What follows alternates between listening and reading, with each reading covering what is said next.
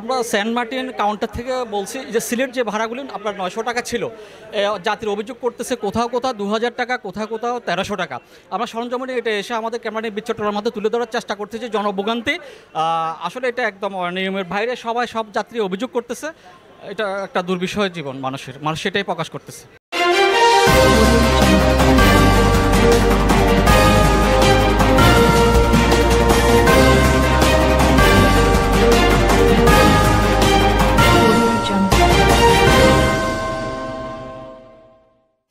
Sir আপনাদের কার্ডটা আছে, ভিজিটিং কার্ড আছে।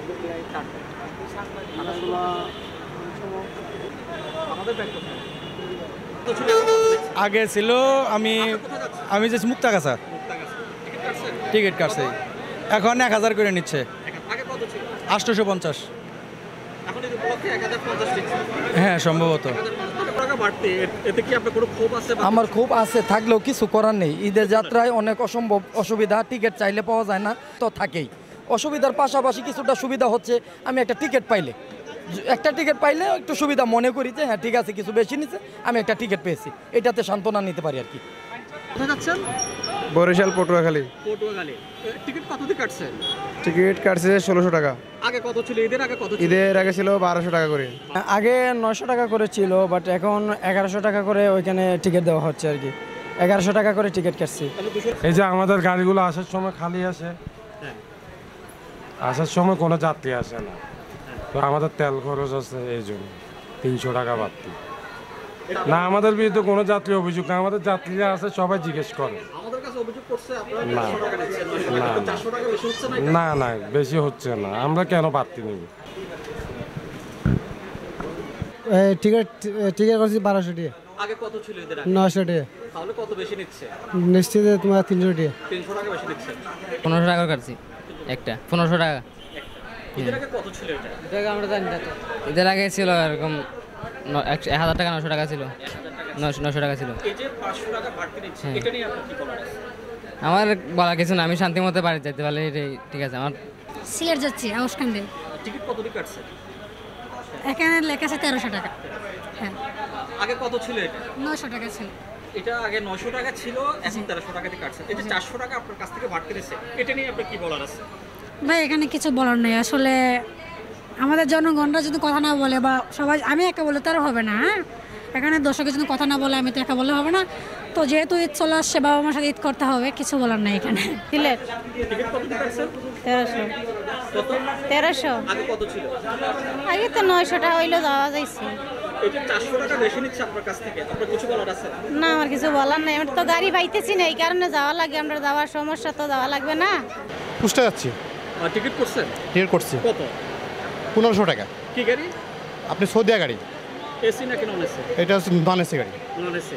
এটা ঈদের আগে কত ছিল? ঈদের আগে কুষ্টা অবশ্যই 1100 টাকা ছিল, তাহলে এখন 1500। তাহলে কত বাড়তি? 400 টাকা। এটা 400 টাকা বাড়তি নিচ্ছে, এটা তারা কি ব্যাখ্যা দিচ্ছে আপনাদের?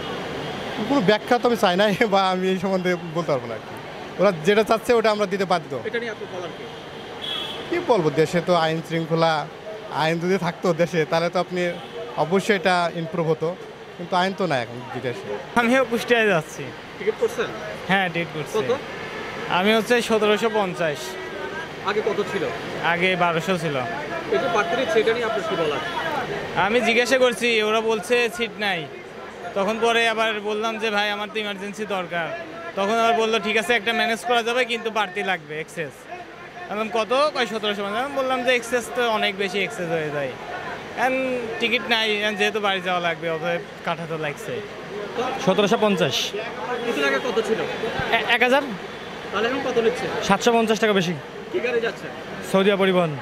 হয়তো আমাদের টিকিট না, সৌদিয়া গাড়ি। আমাদের গাড়ি হচ্ছে 1400 টাকা ভাড়া। জি, আমাদের 1400 টাকা ভাড়া, 34 সিটের গাড়ি। না না না, পসিবল। হয়তো এটা বাইরে অন্য কাউন্টার থেকে কোনো অন্য 4-5 ব্যক্তির মাধ্যমে নিয়েছে, বুঝছেন? এটা আমাদের না, বুঝছেন? হ্যাঁ, 1200।